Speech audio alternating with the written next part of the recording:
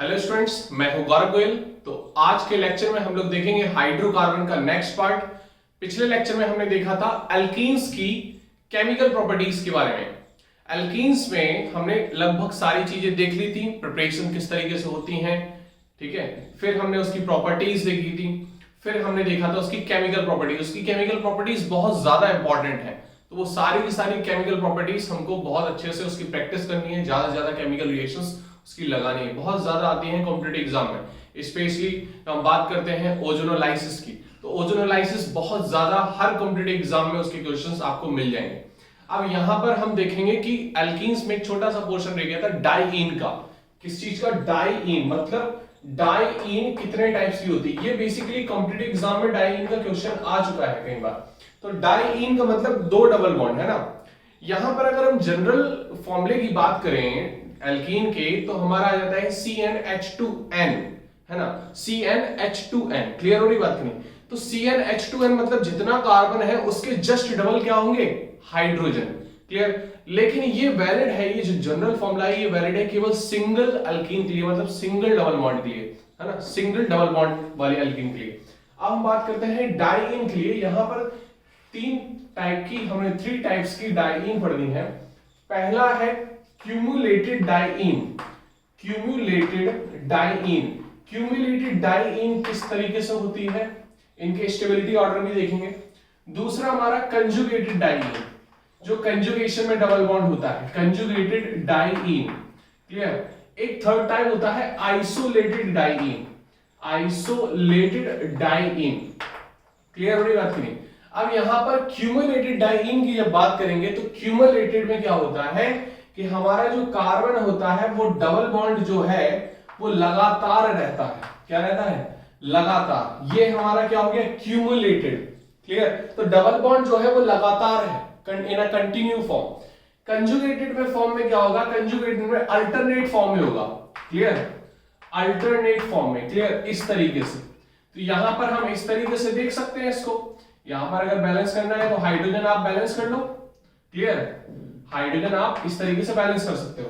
तो ये हमारा अल्टरनेट फॉर्म में होगा, मतलब एक कंजुगेशन फॉर्म में होगा, double bond single bond double bond, है ना। तो ये यहां पर कंजुगेटेड डाइईन में आ जाता है।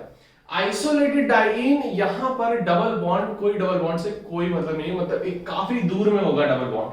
अगर यहां पर एक डबल बॉन्ड ये है तो डबल बॉन्ड कहीं दूर जाकर होगा, क्लियर हो रही बात की नहीं? यहां पर ये आइसोलेटेड फॉर्म में है डबल बॉन्ड। हाइड्रोजन आप बैलेंस कर सकते हो, ठीक है, हाइड्रोजन आप बैलेंस कर लोगे। ये 3 बॉन्ड है कार्बन के अराउंड, एक हाइड्रोजन, 2 बॉन्ड एक हाइड्रोजन, 2 बॉन्ड एक हाइड्रोजन, और यहां पर एक हाइड्रोजन आ जाएगा, क्लियर। 2 बॉन्ड 2 हाइड्रोजन आ जाएंगे, 2 बॉन्ड 2 हाइड्रोजन, 4 बैलेंस ही होती है ना कार्बन की। जहां पर देखना है तो ये बेसिकली ये कॉन्सेप्ट है। डबल बॉन्ड यहां पर कंटिन्यू फॉर्म होगा तो कंजुगेटेड होगा, सॉरी क्यूमुलेटेड होगा। कंजुगेटेड में अल्टरनेट फॉर्म में होगा, क्लियर। यहां पर क्या होगा? एक आइसोलेशन फॉर्म में होगा, बिल्कुल अकेला होगा double bond, that is called isolated diene. जो डबल बॉन्ड होंगे वो दूर दूर होंगे, काफी आइसोलेटेड फॉर्म में होंगे। अब यहां पर अगर मैं बात करूं स्टेबिलिटी ऑर्डर की, इन तीनों में स्टेबिलिटी ऑर्डर क्या है? अगर हम स्टेबिलिटी ऑर्डर की बात करें तो स्टेबिलिटी ऑर्डर में सबसे ज्यादा जो स्टेबल होता है वो होता है कंजुगेशन। कौन सा? कंजुगेटेड फॉर्म, कंजुगेटेड डाइईन ज्यादा स्टेबल होगी, क्योंकि कंजुगेशन में होगी तो ये एक रेजोनेंस पैटर्न बना रहेगा। तो यहां पर जो डबल बॉन्ड है वो हमारा किस में रहेगा? रेजोनेंस में रहेगा। कंजुगेशन में है तो रेजोनेंस काम करने लगेगा, और यहां पर ये रेजोनेटिंग स्ट्रक्चर्स बनाएंगे तो ये हमारे काफी ज्यादा स्टेबल फॉर्म बना लेते हैं। फिर हमारा आएगा आइसोलेटेड डाइईन। स्टेबिलिटी में फिर कौन सा आएगा? Isolated diene, clear.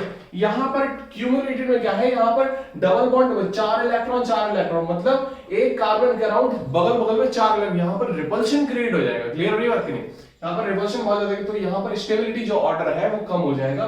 तो क्यूमुलेटेड का सबसे कम स्टेबिलिटी होता है, क्यूमुलेटेड डाइईन की स्टेबिलिटी सबसे कम होती है इन तीनों में। तो ये नोट कर सकते हो, यहां पर स्टेबिलिटी से क्वेश्चन आता है कई बार, तो ये नोट कर लीजिए आप, क्लियर। फिर हम पढ़ते हैं अल्काइन का कॉन्सेप्ट, फिर हम पढ़ते हैं अल्काइंस का कॉन्सेप्ट। इतनी बात क्लियर हुई होगी आपको। अब हम अल्काइंस के बारे में आते हैं। अल्काइंस बेसिकली क्या होती है?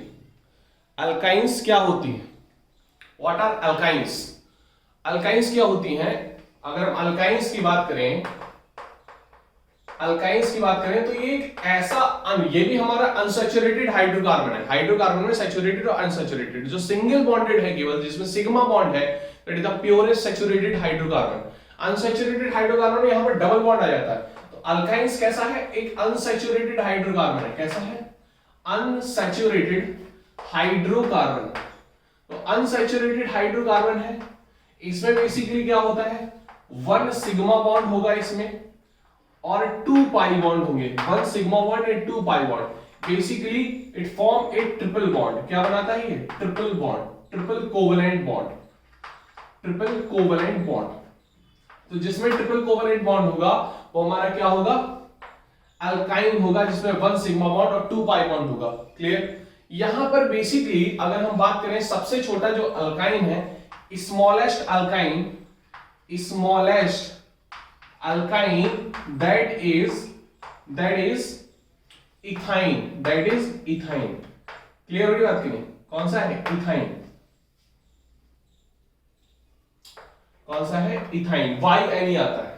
अब यहां पर अगर हम बात करें जनरल फॉर्मूले की, तो जनरल फॉर्मूला जो आएगा, एक ट्रिपल बॉन्ड हुआ अगर, मतलब 1 सिग्मा बॉन्ड 2 पाई बॉन्ड, मतलब एक ट्रिपल बॉन्ड के लिए जनरल फॉर्मूला क्या होगा इसका? जनरल फॉर्मूला क्या होगा एक अल्काइन का? होगा CnH2n -2, CnH2n -2। ये हमारा इसका क्या होगा? एक जनरल फॉर्मूला होगा। क्लियर हो रही बात की नहीं? तो यहां पर ये चीजें हमें देखनी है। एथाइन को हम एसिटिलीन भी बोल सकते हैं। क्लियर? तो यहां पर ये नोट कर सकते हो आप ये सारी चीजें। अब यहां पर अगर हम बात करें इसके स्ट्रक्चर की अगर हम बात करें अल्काइन की, तो कार्बन हमारा है। क्लियर? कार्बन के बीच में बॉन्ड बनेगा, मतलब जो ट्रिपल बॉन्ड बनेगा वो कार्बन के बीच में बनेगा। सबसे छोटा अल्काइन तो हमारे इथाइन होगा, मतलब कम से कम 2 कार्बन लगेंगे अल्काइन बनने में। कम से कम कितने कार्बन लगेंगे? 2 कार्बन। क्लियर? तो यहां पर अगर हम स्ट्रक्चर की बात करें, तो सबसे पहले यहां पर इसकी 3 हमारी p ऑर्बिटल्स होंगी, है ना। यहां पर अगर हम बात करें p ऑर्बिटल्स में, तो अगर हम देखें यहां पर, क्योंकि बेसिकली सबसे छोटा अल्काइन हमारा क्या हो जाएगा? CHH, है ना। तो अगर हम बात करें यहां पर बेसिकली 4 हाइब्रिड ऑर्बिटल होगी कार्बन की। कितनी? 4 हाइब्रिड ऑर्बिटल, इसमें चारों के चारों कुछ sp3 फॉर्म में आ जाएंगे, है ना। इसमें आ जाएगी 4 हाइब्रिड ऑर्बिटल आ जाएंगे ना, 4 हाइब्रिड ऑर्बिटल बनेगी।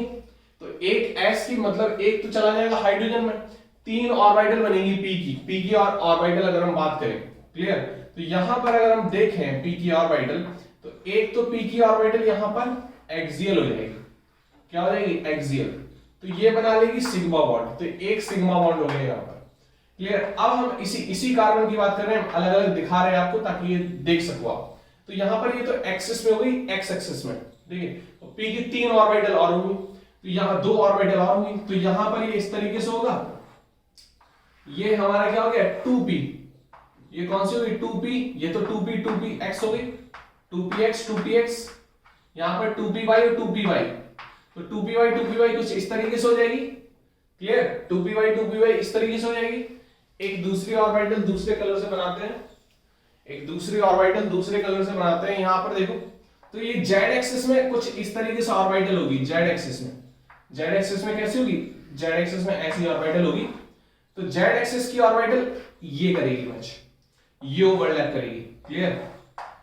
समझ में आ रही बात की नहीं? तो यहां पर ये कौन सी हो जाएगी? ये कौन सी हो जाएगी? 2pz और यहां पर ये 2pz। क्लियर? यहां पर ये ओवरलैप करेगी। क्लियर? तो इस तरीके से यहां पर ये 2 पाई बॉन्ड बन रहे हैं, एक तो ये 2py और एक 2pz। तो यहां पर इस तरीके से बन रहा है। कार्बन को आपको पता है टेट्रावैलेंट होता है। देखो कार्बन हमारा क्या होता है? 1s2 2s2 2p2, ये तो हमें पता है ना, ये तो पता है, इसलिए हमने इसको खोल के नहीं बताया। तो अब यहां पर ये तो इनर शेल है, आउटर शेल को देखो, तो यहां पर ये तो पैक्ड है, ये इस तरीके से रहता है ना। ये एक्साइटेड फॉर्म में जाएगा तो ये यहां आ जाएगा, मतलब s और p3 ये हमारा हाइब्रिड होगी, 4 ऑर्बिटल बनती हैं, है ना। क्लियर हो रही बात नहीं? तो यही फिर हमारी एक तो बेसिकली अगर हम स्ट्रक्चर की ओवरऑल बात करेंगे, स्ट्रक्चर समझ में आ गया होगा आपको। तो यहां पर कार्बन के बीच में एक सिग्मा बॉन्ड बन रहा है, 2 ये पाई बॉन्ड बन रहा है। तो ये तो समझ में आ गया, ये तो हमारा ट्रिपल बॉन्ड बन रहा है ना, ये क्लियर हो गया, एक सिग्मा बॉन्ड, दो पाई बॉन्ड। अब यहाँ पर जो हाइब्रिड एक हाइड्रोजन के साथ ओवरलैप करेगी वो एक ये वाली ऑर्बिटल कर लेगी शुरुआत वाली, और तीन तो ऑर्बिटल कार्बन कार्बन से कर लिए, तो यहाँ पर ये एक ये हाइड्रोजन के साथ बना लेगा बॉन्ड। क्लियर हो रही बात नहीं? सबसे छोटी अल्काइन की बात कर रहे हैं, इथाइन की। तो इस तरीके से स्ट्रक्चर होगा इसका, इसको नोट कर सकते हो फटाफट। क्लियर, इसको नोट कर लो।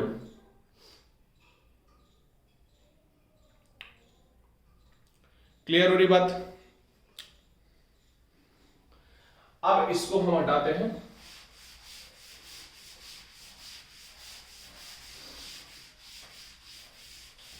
मतलब चीजें आपको समझ में आ रही होंगी, है ना, कि बेसिकली क्या है एल्काइन, किस तरीके से फॉर्म हो रहा है, किस तरीके से बन रहा है, ये चीजें समझ में आ रही होंगी आपको।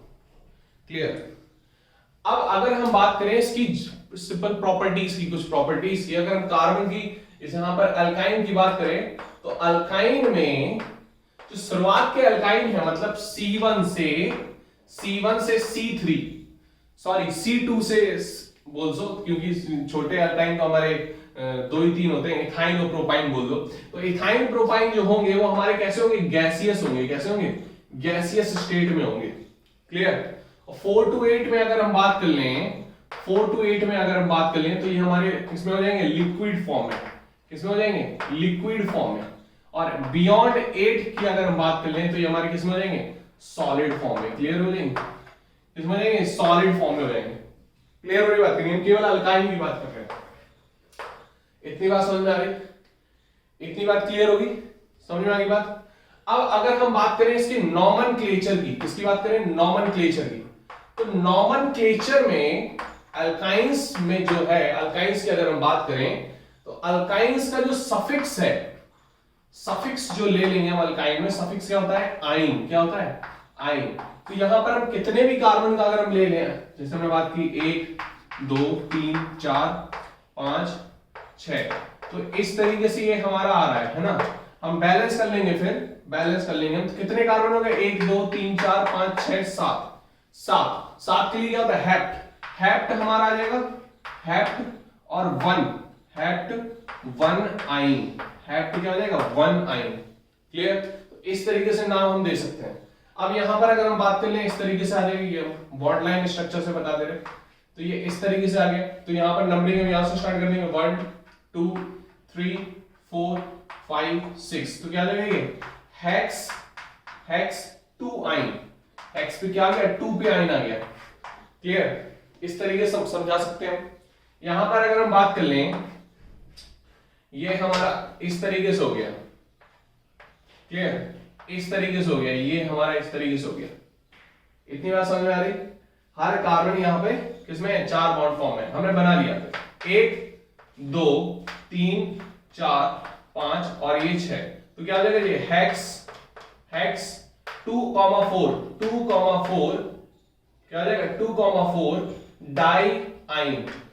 क्या हो जाएगा? 2,4 डाई आइन। बोलो, इतनी बात क्लियर हो रही? हेक्स 2,4 डाई आइन। क्लियर हो रही बात? यहां पर हम इस तरीके से समझ सकते हैं। अब इसी तरीके से यहां पर देख लो, अगर ये डबल बॉन्ड आ गया, ये ट्रिपल बॉन्ड आ गया, यहां पर देखना डबल बॉन्ड और ट्रिपल बॉन्ड में डबल बॉन्ड को प्रायोरिटी ज्यादा मिलती है। ठीक है? अगर डबल बॉन्ड पास में बढ़ रहा है, ट्रिपल बॉन्ड पास में बढ़ रहा है, दोनों एक ही पोजीशन पर रहे, तो हम डबल बॉन्ड को प्रेफरेंस पहले देंगे। यहां से नंबरिंग यहां से स्टार्ट हुई 1 2 3 4 5 6 7। ऐसा क्यों? ऐसा क्यों?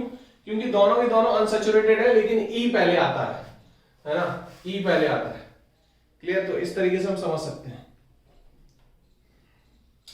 तो यहां पर क्या हो जाएगा? ये हेप्ट, हेप्ट हो गया, हेप्ट पे 1 इन का ई एन अकेला आएगा, और फिर 4 आइन, 4 आइन। इतनी बात समझ में आ रही?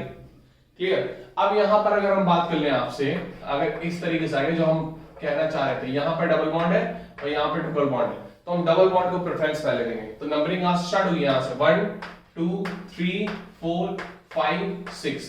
तो क्या हो जाएगा? क्या हो जाएगा? हेक्स, इसका नाम दे दो हेक्स, हेक्स 1 इन और 5 आइन। 1 इन और 5 आइन। क्लियर? इसको फटाफट नोट कर लो, फटाफट इसको नोट कर लो। क्लियर? फटाफट इसको नोट करो। अब यहां पर हम आइसोमेरिज्म की अगर हम बात करें, किसकी बात करें? आइसोमेरिज्म की। किसकी बात कर लें? आइसोमेरिज्म। तो आइसोमेरिज्म हम पढ़ते हुए आ रहे हैं काफी। आइसोमर्स क्या होते हैं? सेम केमिकल फॉर्मूला, ऐसे कंपाउंड जिनके सेम केमिकल फॉर्मूला है और डिफरेंट उनकी प्रॉपर्टीज होती हैं। क्लियर हो रही बात नहीं? डिफरेंट प्रॉपर्टीज होती हैं। तो यहां पर अगर हम बात करें आइसोमर्स की, तो यहां चेन पोजीशन वाले आएंगे। तो चेन की बात कर लें तो यहां पर अगर हम इस तरीके से बात कर लें तो ये हमारा क्या हो गया? इसका नाम क्या है? अभी नॉमेनक्लेचर पढ़ चुके हैं, नाम बता सकते हो 1 2 3 4 5 6।